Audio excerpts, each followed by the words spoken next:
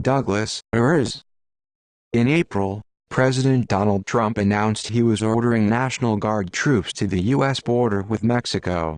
"We're going to do some things militarily," Trump said. "Until we can have a wall and proper security, we're going to be guarding our border with the military." Here, in this dilapidated former mining town on the Mexican border, that vague directive has been translated, at least officially, to orders to help quell the smuggling operations in Agua Prieta across the fortified fence and in what is still regarded as one of America's most corrupt locales.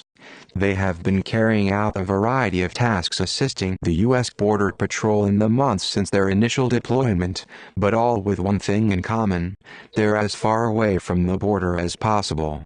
In reality, the hundreds of troops deployed in southern Arizona are keeping up the rear, so to speak. In one assignment, soldiers are actually feeding and shoveling out manure from the stalls of the Border Patrol's horses.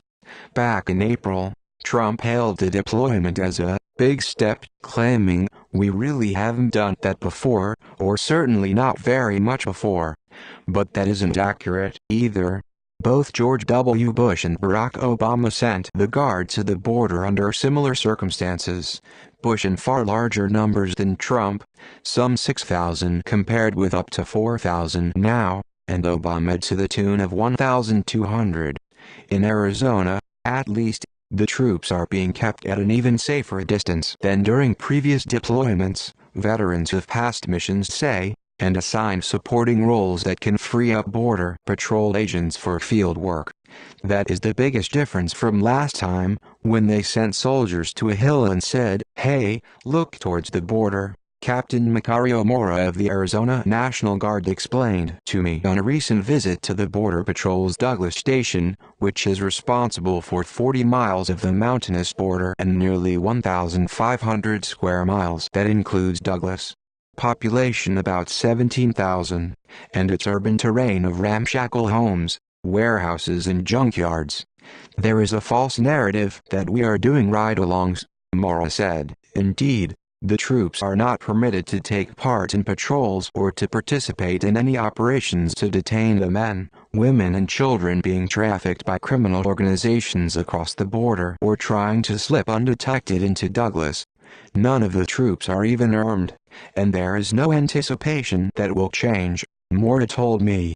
"Some are helping wherever they can, such as those assigned to tend to the Border Patrol's horses stabled in the area for mounted patrols. Everyone's favorite is Snuggles the Mustang. Other soldiers, like Sergeant Jonathan Sanchez, 35, a cook, are performing maintenance on the Border Patrol's heavily used vehicles. We fix flats," he explained on a steamy afternoon after completing his shift in the motor pool a few miles north of town. Other troops with proper security clearances have also been given a crash course in how to monitor a network of remote cameras deployed along the border and report anything suspicious, all from the Border Patrol's air-conditioned Tactical Operations Center out on Highway 80.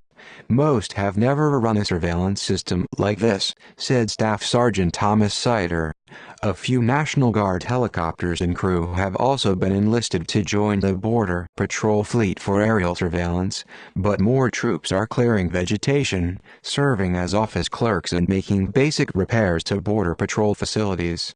They are freeing up some of the 3,600 Border Patrol agents assigned to southern Arizona that normally carry out such tasks for enforcement duties. But it is also a strategy to keep the troops out of trouble. Supervisory Agent Juan Curbelo, a 22-year veteran of the Border Patrol, recounted in the Douglas Station how criminal organizations on the other side of the border have grown more sophisticated and more violent as the U.S. has deployed additional personnel and new technology over the years to make illegal cross-border traffic more difficult. "They scout us quite a bit from the south side," he reported. He was here during the previous National Guard deployments and said that during each iteration the Border Patrol has been more innovative in finding useful things for the troops to do that keep them from interacting with people crossing the border illegally. The reality, multiple officials related, is that the part-time soldiers are not well suited for what is largely a law enforcement mission, and they worry that inexperienced weekend warriors might, for instance, mistakenly kill civilians or create an international incident. It definitely helps mitigate the risk of the National Guard running into conflict. Moore explained of what he called the much safer environment they are in, miles away from the actual border. It's a lesson learned from those previous National Guard deployments. In 2006, Bush sent 6,000 National Guard troops to the border, the first time military forces were expressly sent to help stanch illegal immigration, as opposed to the illegal drug trade.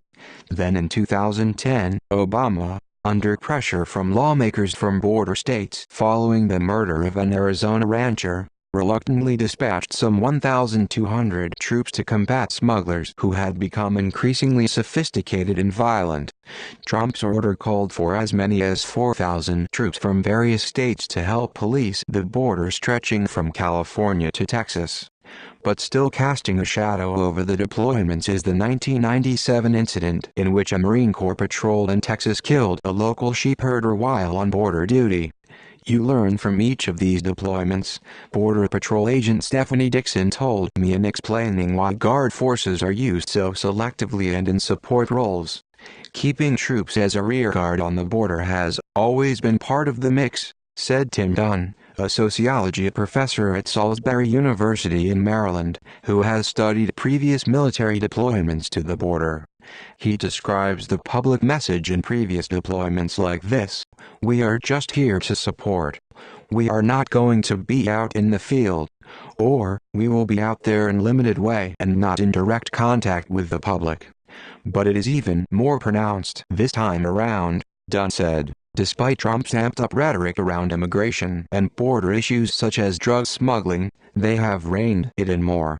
Not everyone is happy about it. A major union representing about 15,000 Border Patrol agents has been the most vocal, calling the decision to limit what the troops can do a colossal waste. Last time, said Brandon Judd, the Border Patrol Council's president, they were allowed to do a lot more than they are under the Trump administration. They were allowed to be in lookout and observation posts. They were allowed to be out grading the roads and mending fences. They were allowed to be our eyes and ears, freeing us up. The effort has also been slow going.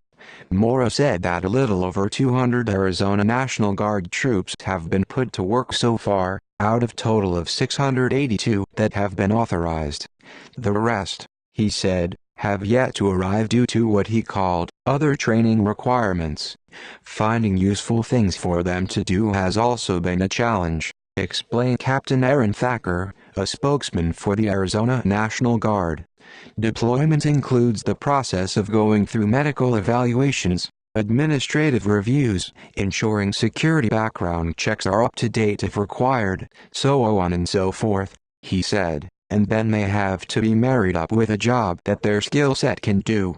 Not to mention, additional training may be required, he added. The effort is also funded only through September, and it is not clear if the mission, which is mostly paid for out of the Pentagon budget, will continue. But a few of the Guard troops may get down to the border after all. Some are getting recruited, Moore said. I wouldn't be surprised if some become Border Patrol agents.